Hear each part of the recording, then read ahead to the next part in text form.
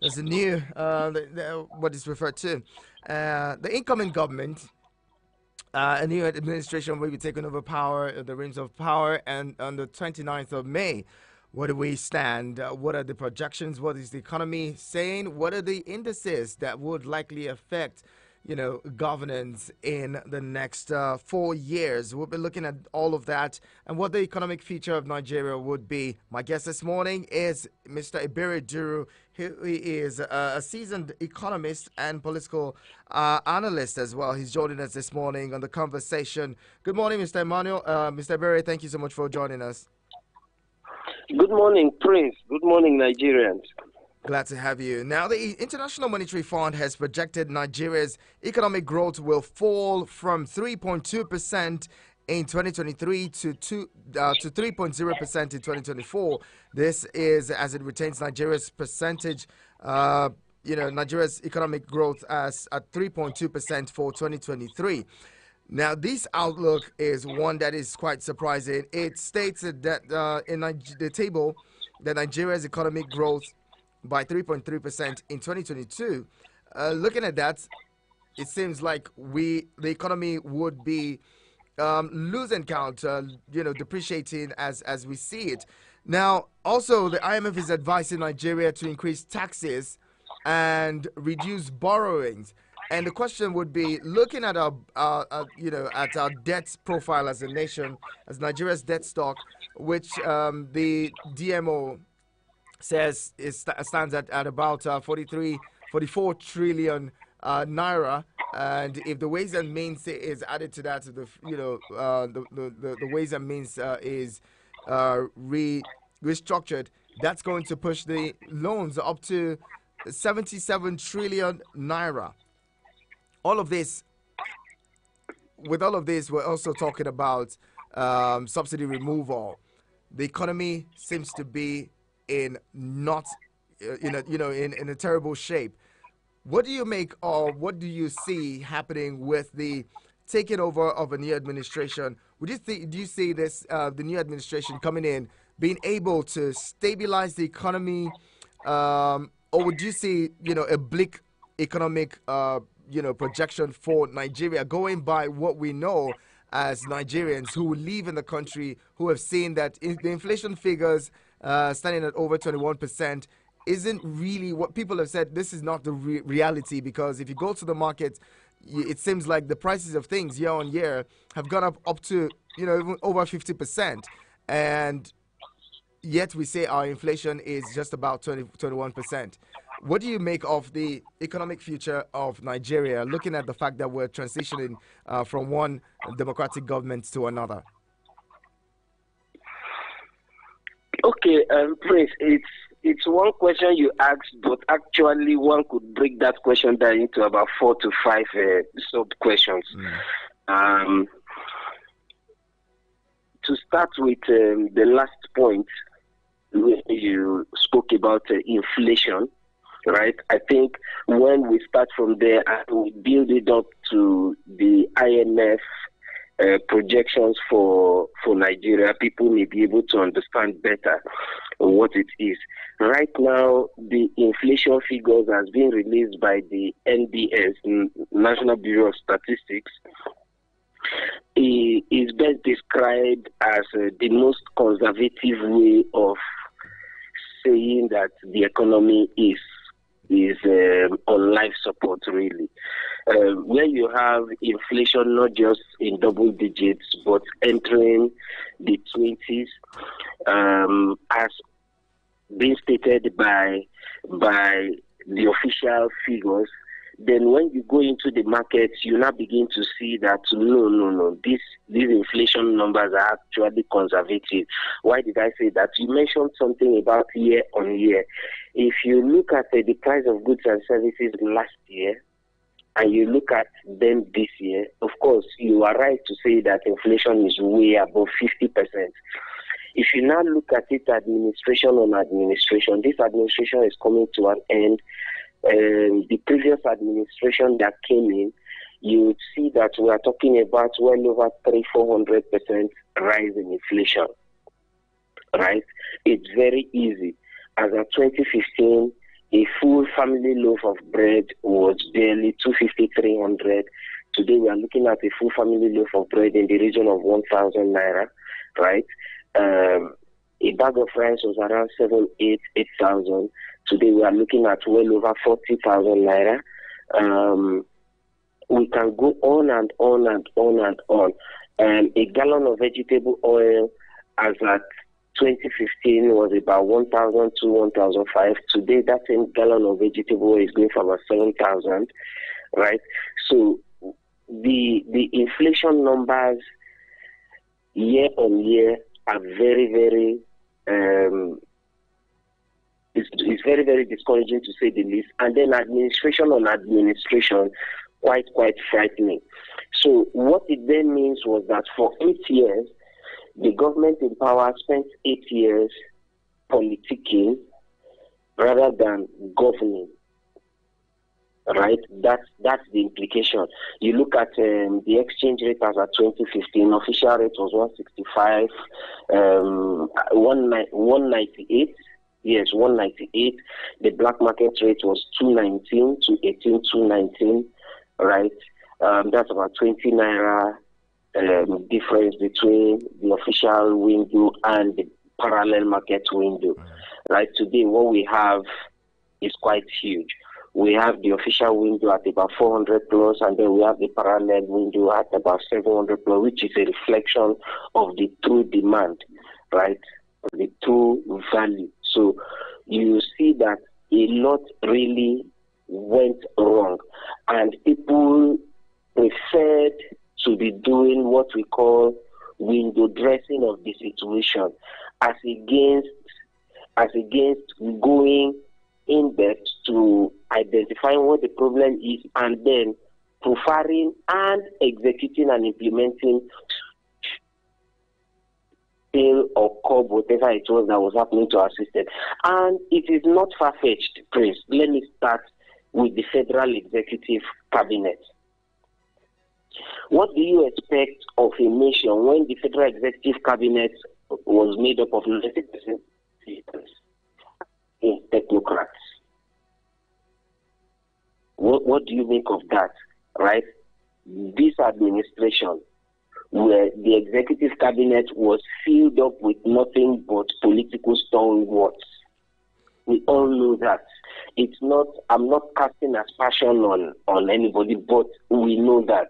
Is it from the former Minister of Transport, Rotimi Amechi, to Chris Ngige, to all of them, politicians, all of them were all members of the Federal Executive Council, because they saw it that, oh, we worked for you. It is our turn to, or it is our right to be in your cabinet. To Fashola and the rest of them, as against what we normally have, where you have technocrats championing critical sectors of the economy, especially in the Federal Cabinet. Remember a man once, the current president of the African Development Bank, Akinwumi Adesina. He was never a politician, but he was fished out to champion our agri sector. Right? People went into the Federal Cabinet in the last 8 years to represent interests, as against going there to drive economic growth. That was what we had. And I thank God you asked what is the recommendation to the incoming administration. If there's something that Asiwaju Bola Ahmed Tinubu is known for, is his ability to identify talents, his ability to identify human resource. At least we knew that in Lagos, right? If he can replicate same, if the powers at national level will allow him to replicate same, let him go hunting out very good technical hands. Yes, every federal executive council or cabinet, every federal cabinet will always be a mixture of both political interest and the technocrats. But please do not bring politicians into critical segments of our economy. I do not see a reason why a politician should be a minister for agriculture. I do not see a reason why a politician should be a minister for housing. I do not see a reason why a politician should be a minister for power. I do not see a reason why a politician should be a minister of transportation. I do not see a reason why a minister should be a politician should be a minister for works. I don't even see a reason why a politician should be the Attorney General of the Federation. These are critical aspects of our national life. Why should a politician be a minister for science and innovations, science and technology? Why should a politician? We knew that office was held by Ogbonnaya Onu, who was the former national chairman of the ANPP, merged with the CPC and ACN to form the APC, who was part of the political stalwarts that brought in this current administration that is outgoing now, sitting on a ministry as critical as science and technology. You can tell me that he's a science-oriented man, he is this, that, but he has lived so many years as an active politician. Why should a politician, for instance, be a minister for labor and productivity? So we shouldn't be looking for a crystal ball to interpret for us the reason why our economy is the way it is. We shouldn't. A lot of things went wrong. People went into the federal cabinet representing political interests and as well kept on politicking as against governing. The elections have come and gone. We believe that the political seasons are winding down. Of course, with the judicial process now, that is the election petition tribunals going on. The electoral seasons are winding down. Right? We cannot say the electoral season is over. They are winding down. Some petitions will be upheld by the courts. Some will be thrown out. We know how these things are. So that's why I said it's winding down. But we don't want people to continue to politic. We want people to begin to settle down into governance. That is just the problem that Nigeria had over the last 8 years. Kept on politicking, kept on politicking, kept on politicking. We see today, you mentioned also subsidy removal. The question now is, why are we talking about subsidy removal? Yes, all of us are in agreement that subsidy should be removed. But why should subsidy be removed when in 8 years of Buhari's administration, our refineries still could not work? Remember, he said that during his campaign 2014, that he will not only get the 4 refineries working. By 4 refineries, I mean Port Harcourt 1 and 2, Warri Refinery and Kaduna.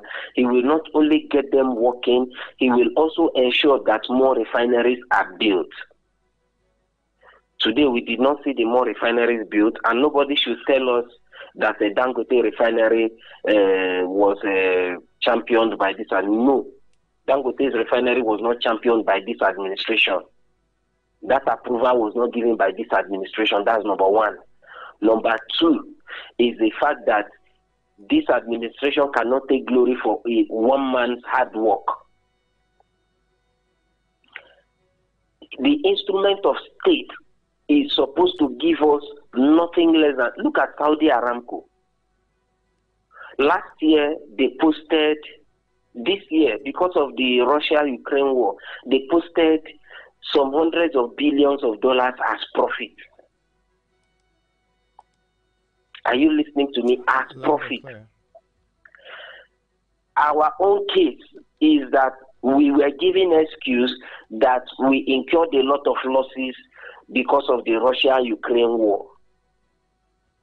Saudi Arabia is an oil-producing nation.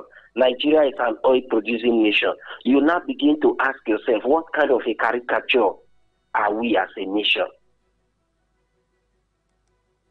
A lot of oil-producing nations, what we usually call cashed out of the war between Russia and Ukraine. Europe began to price Russia's gas at a miserly fee. Of course, a lot of Western blocs began to reject Russia's oil, and some other oil-producing nations cashed in on it. Nigeria is telling us that they were not able to cash in on it. Rather, the war affected us negatively. You now begin to ask, who is deceiving who in this country? Right? We're talking about subsidy. You cannot remove subsidy if your local production is not effective. You remove subsidy, Prince. Do you know what that will mean?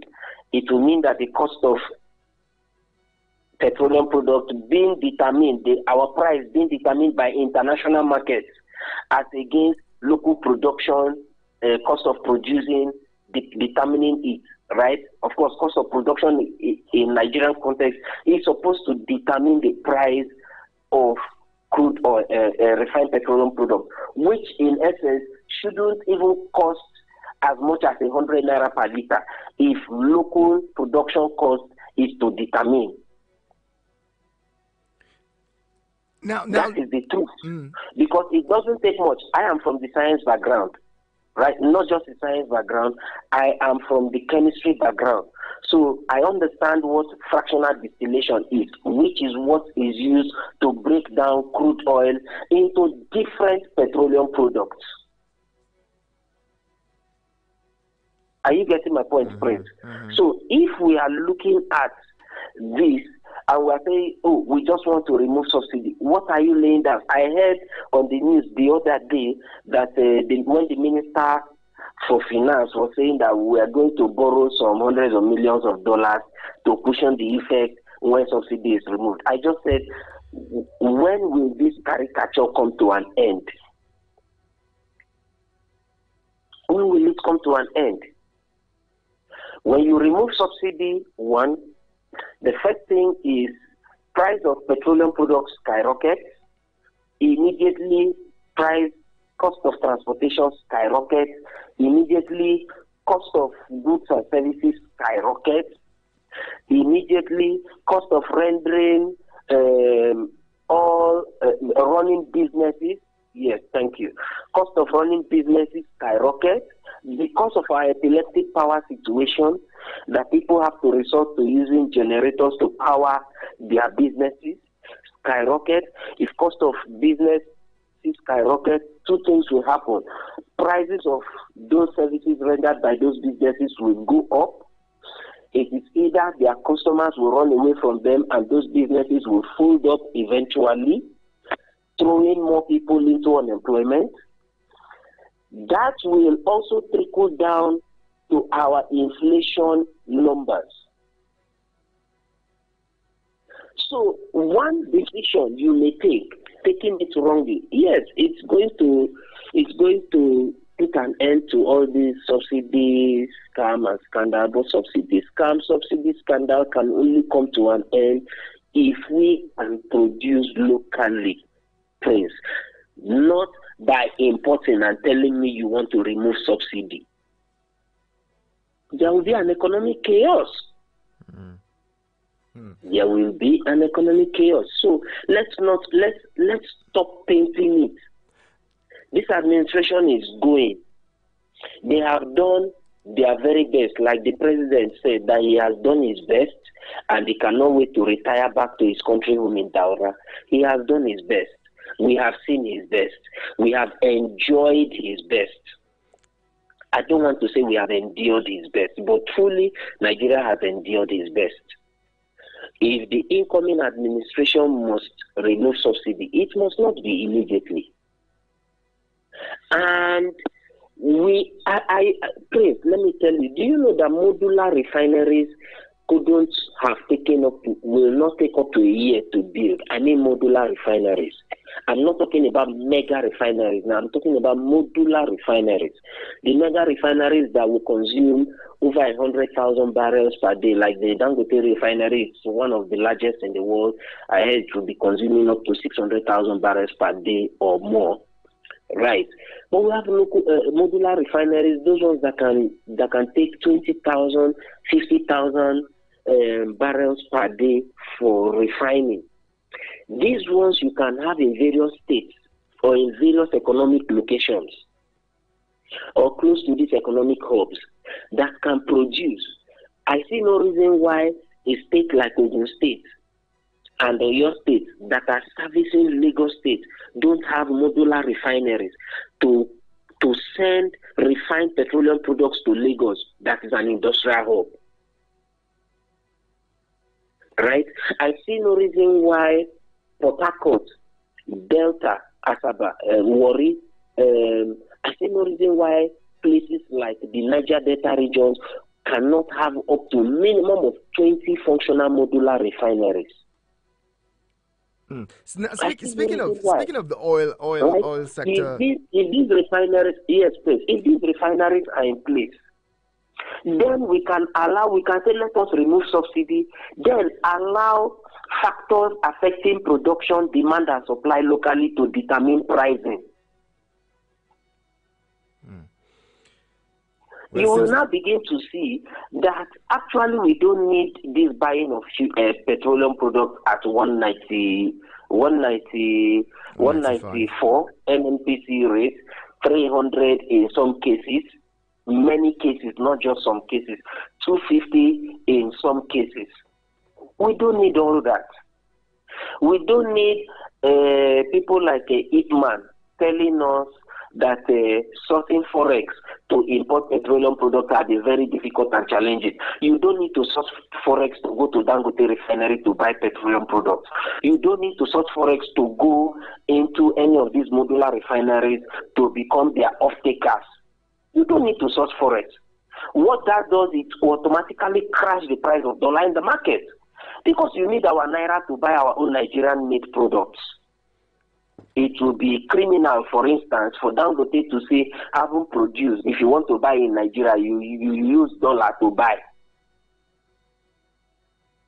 Yes, Dangote will service and then do export. If he sees that exporting his product will give him more profit, he is a businessman. He exports his products.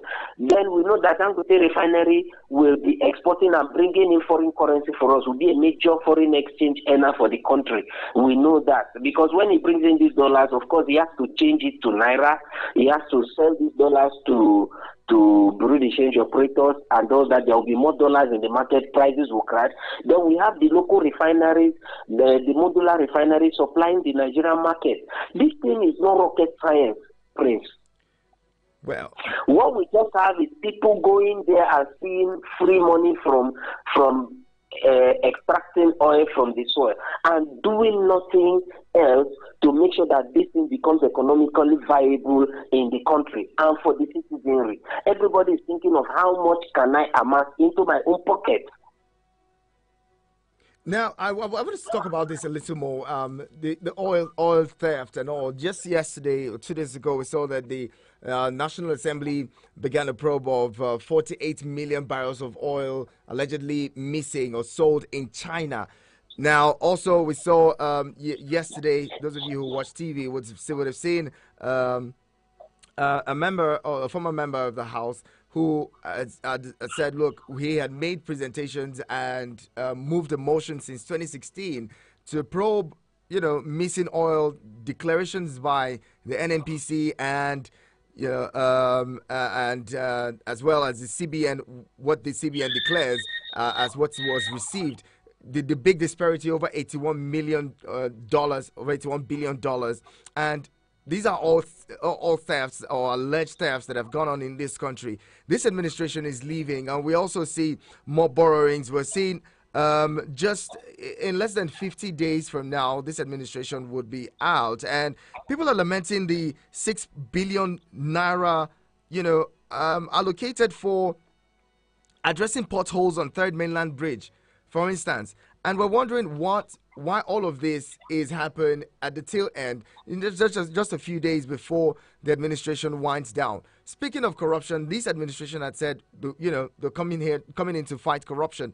But it seems like in the last 8 years, we haven't seen that fight go on so much, and people actually being prosecuted and sentenced for stealing Nigeria's wealth. When will this happen? This is the APC administration handing over to another APC administration. Do you think that there would be a time when all of these thefts? We saw a minister go on TV, go on before a committee of the National Assembly, and it was off your mic. At what point would we get serious to actually combat this level of theft that is, driving Nigeria further into, economic crisis? Unfortunately, Prince, what we were always told is that the president is fighting corruption and corruption is fighting back. Well, that is making reference to the PDP administration. The truth of the matter is this. The level of corruption under this administration is beyond frightening. It's unprecedented. The level of corruption under this administration is unprecedented. And I don't want Nigerians to continue to focus on some of these things because they end up making you depressed. You see that life is terribly difficult. You cannot get your business up and running because the economic factors and indices are stacked up against you surviving in business. And then you hear how people steal the country dry. It does nothing, and nothing is being done. In fact, nothing is being done to these people. That's even the worst. It does nothing but make you psychologically overwhelmed. In other words, what people will say makes people slip into depression. Right? If you look at 48 million barrels, let's just multiply it by $100. That's about $4.8 billion stolen. Because I'm not talking about 4.8 billion naira. I'm talking about $4.8 billion. And then you've seen the House of Rep go on the same wild goose chase that we've always seen, inviting this person to come and talk. They want to probe, they want to do this. The question you ask is, of all the probes, since you knew the National Assembly, this Fourth Republic, all the probes, how many have ended up in prosecution and how many have convicted people who have been found wanting? So I don't take any probe seriously. And I try, whenever these things come on the news, I try to switch off the news. I try not to listen because it gives you nothing but heartache. They are only coming to advertise to us their capacity to wreck our economy. That is all. Mr. Duru, hold on. We'll continue this conversation there. Just hold on. The case of the one you spoke about, Honorable Minister, off your mic. We knew what happened under the NDDC stroke Ministry for Niger Delta Affairs. Right? We knew what happened with within those two corporate bodies. And where it ended, after Honorable Minister off your mic and me coming to the National Assembly, a strong man, and then theoretically fainting, collapsing, and then they moved me out. What has happened after then? Mr. Duru, big question there. We'll continue this conversation. Just hold on. The conversation continues. Keep it with us. Eagles 102.3 Abuja. Yankabit, only 100 naira. 100 naira, you enter. Anybody can bid. If you win your bid. You get what you want buy, but you don't get money? Microwave, TV, I mean you want pay NEPA bill. Download Yankabit from any online store. With 100 naira, fund your wallet. Choose a plan for your Get Pass. Start spinning and winning. The player with the highest number wins the bid. Anything what you want buy, you can bid it and win it. Yankabit, Nigeria's online marketplace. You can call us on 091 3000 2014, 091 3000 2014. Eagles 102.3 Abuja.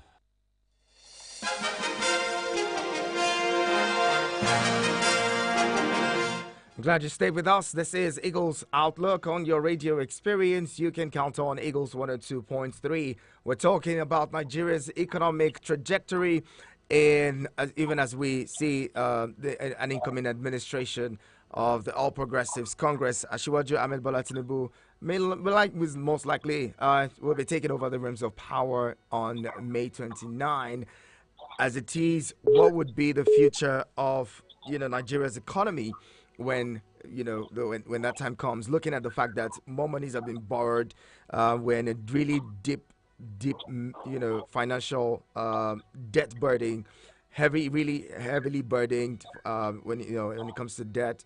We also have a situation where oil has been stolen on a daily basis. Seems like they can't do anything to stop that.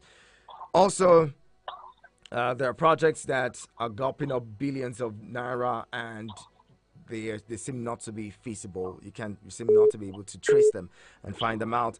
My guest is Mr. Ebere Duru, who is a seasoned economist. He's also a political affairs analyst, joining us this morning in the conversation. Pretty interesting one we've been having. Mr. Duru, I'd love you to wrap up the thoughts on corruption, because I want us to also look at the unemployment figures. Unemployment is on the rise. The KPMG multinational consulting firm has said in 2023, Nigeria's unemployment rate may go up to over 40%, as against the 37% in 2022. All of this is a source of concern. We're not even talking about underemployment. Underemployment, I don't know, maybe in the region of over 60%. Because almost all Nigerians say they're underemployed. People are not being paid what is supposed to be paid when they get even when those who are employed. All of this next administration would have to contend with. What are your thoughts?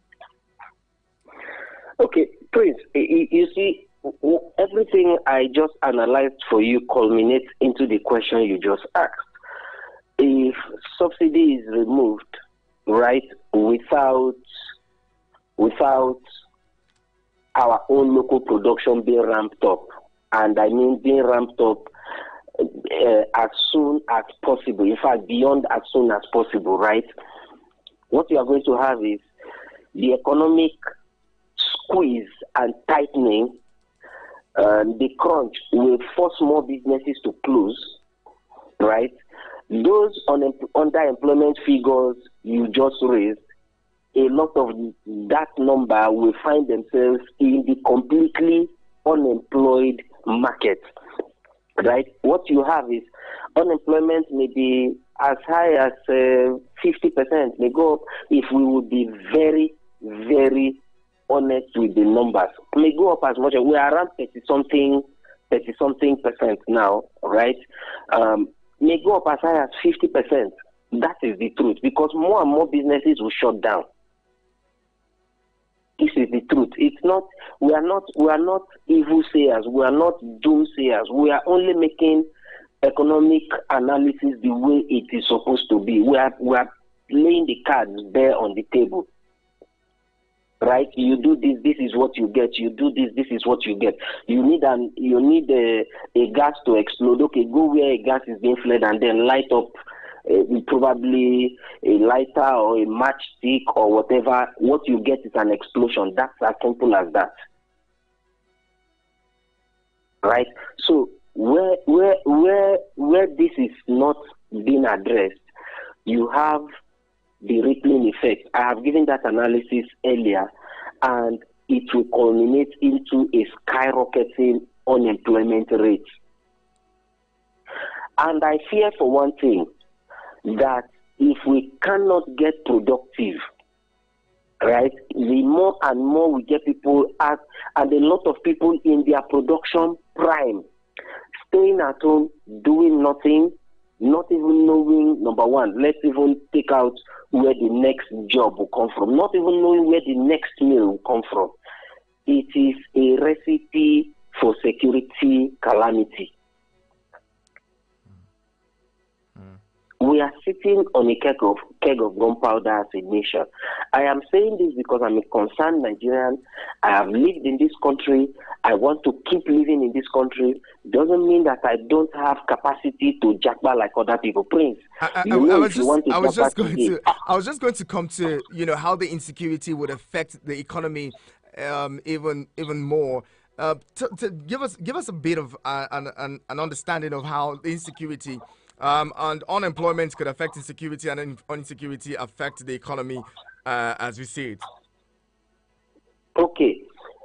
As a man, I may not have all the luxuries of life.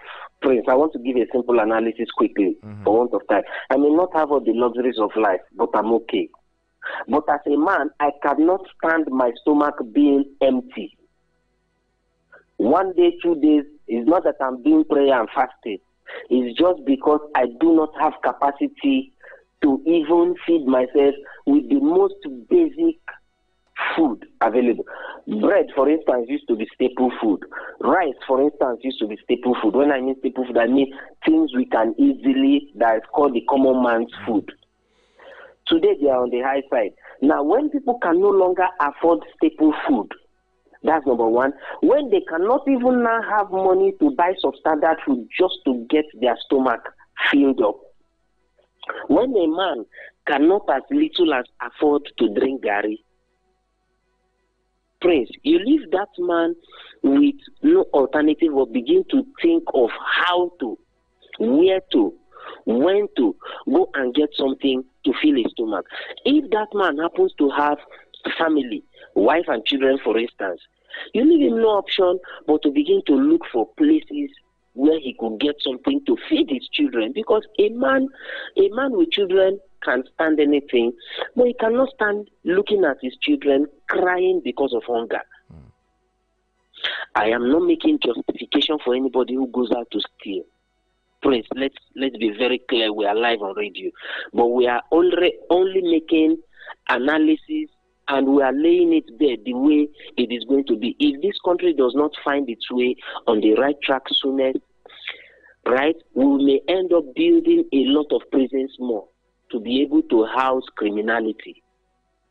Like Lokiduwe sang, if you don't build schools, you will end up building, and hospitals, you will end up building what? Prisons. People will go to look for how to get food for their children, for their families, and all that. The security agencies will have a lot on their hands to deal with. Already we are on the police. I think this is a good place to bring in. This is a good place to bring in the callers. Our leaders should understand this. Some of us, like I said, I have already resolved that I'm not going to run away from this country for any reason. Nigeria is our home. Nigeria is our home. We can build it. The change I seek begins with me. I am doing my little best to affect my immediate environment. But the truth is, even when you try to impact your immediate environment, but the fundamentals around you are not so pleasing, then it becomes an issue. That is the truth. So there is going to be increased hunger in the land. We are saying it the way it is now.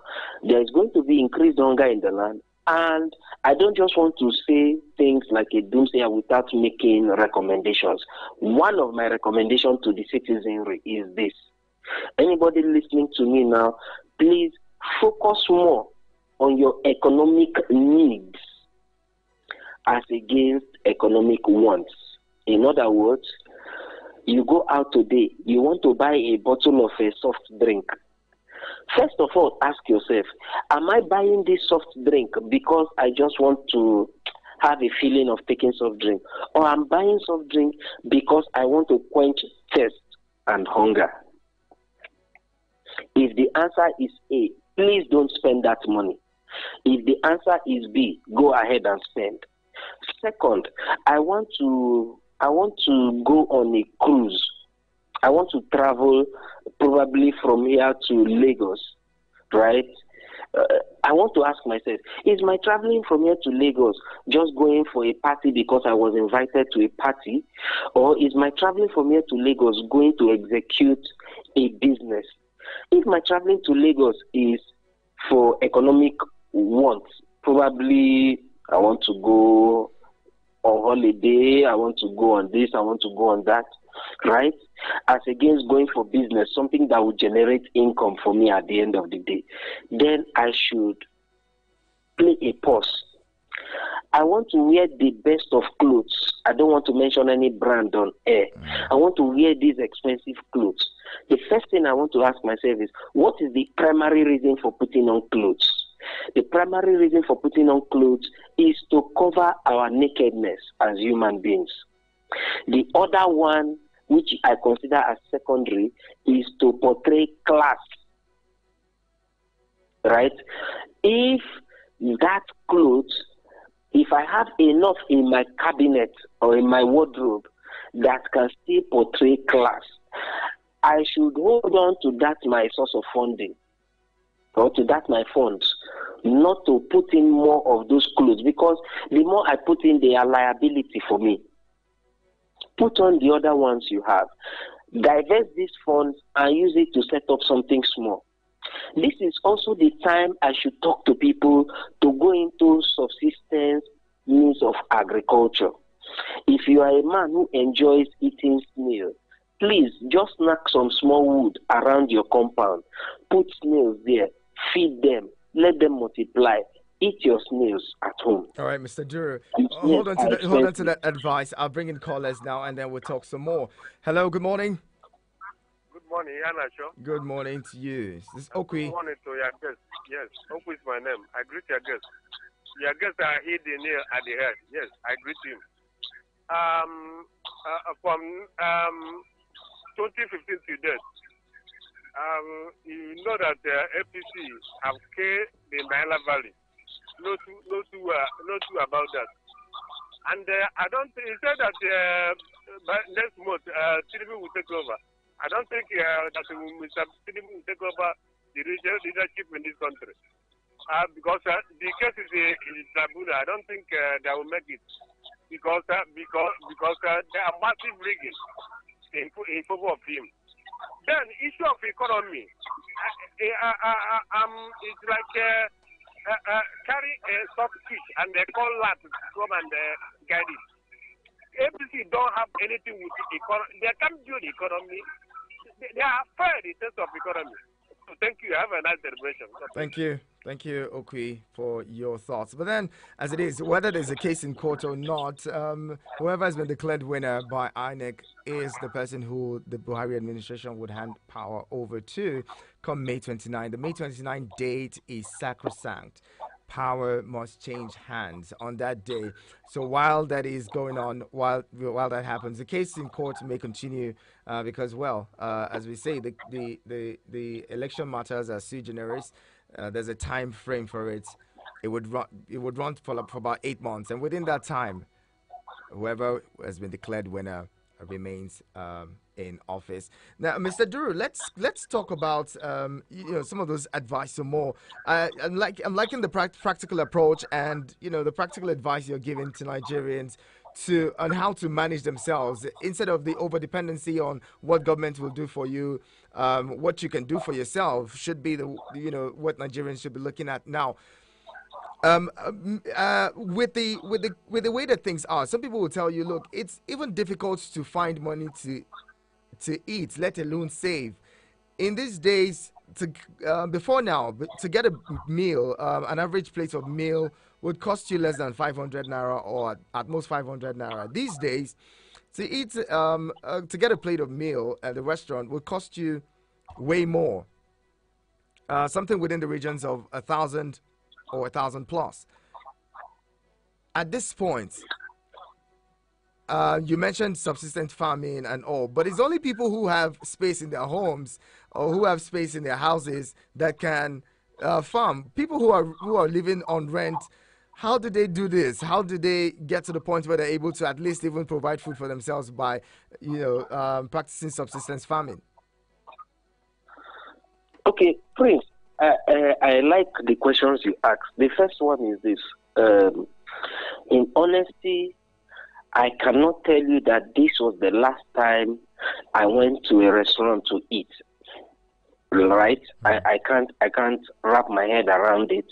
At least in the last 1 year, I cannot say I've entered a restaurant to eat up to 5 times, or let's say up to 10 times in the last 1 year.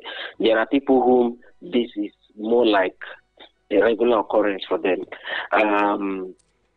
And I only do that if probably I'm on a trip and then there's a stopover I need to eat, right? I cannot cook. Otherwise, if I'm home, right, when I close from work, I go to the market, I get my items, or I send to my wife, she gets items, we come back home, we cook for the family.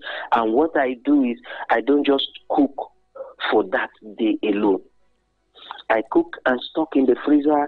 I bring out, I warm, I eat. You must learn to conserve your finances. You must learn to. It's very important. Now, talking about farming, you don't need an acre of land to farm. You don't need a plot of one full plot of land to farm. And like I said that's your backyard you are looking at every time. What are you doing with it?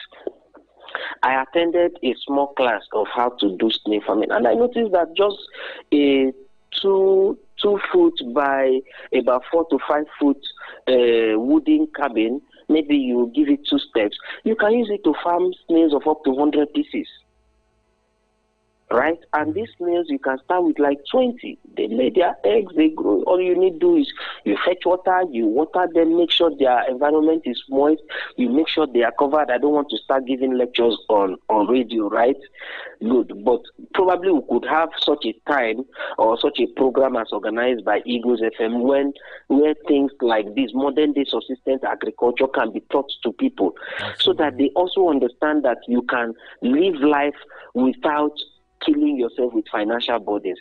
Why don't you just get those your broken vats, for instance, the one we call butter, those big blue, put in some fish there, feed them. Between now and the next 4, 5, 6 months, you have yourself good fish to feed your family. You don't need to be going to the market all the time to buy fish at exorbitant prices. The other day I went to the market to buy catfish. The prices I was given, I just made up my mind. I'll come back home. I'll build some vats for myself. I'll go get some very good fingerlings, not fries this time around because I don't want them to die so much. I'll get some fingerlings and then train them inside mobile vats. You can do that at home, and they are growing. Well said. Let's bring in some more callers. Right? We're about to wrap up. You can cut down. These are ways you can cut down on your financial liabilities. True that. Let's bring in one more caller. We're about to wrap it up. 090-7353-0044 and 090-8766-8888. SMS and WhatsApp messages are welcome on 090-9705-4450. Apologies if I missed your call earlier. You want to call in now so we can get talking with you. We have a few more minutes to wrap this up. 090-7353-0044 and 090-8766-8888. Hello, good morning. I greet you. Good morning, Engineer Femi. I greet you too. President, my brother, when you hear these figures and then you begin to wonder what is wrong with us. See, we have no business being where we are right now, to be honest with you. When you see the statistics, unemployment ridiculous. Out of poverty were the capital and increasing. Out of school has increased. Every indices of human development, we are backward. We have one doctor to 5,000 people. And then as a person, you see this situation. You see oil theft and all of that. What do you now do as a leader? You now say you kept quiet and hardly did anything. Now that you have 49 days to do, you now realize, oh, okay, there's a third million, 6 billion, let's go and do spot goals. Because another country will be taken and incriminated and then punished for crime. And you pay back every single couple. And then this is approved quickly, and then want to do it. And then I look at the faces of people and I wonder if they live in alternative reality or is it only me and you live. Secondly, does that solve the hold up and traffic jam in Lagos?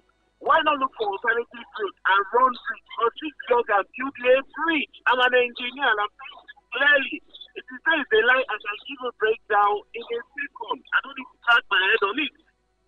No, they will not do. And then I was listening to this guy on channel 50, one Honorable Johnson. He said he has investigated this thing with Faith on Polo 4.5 billion.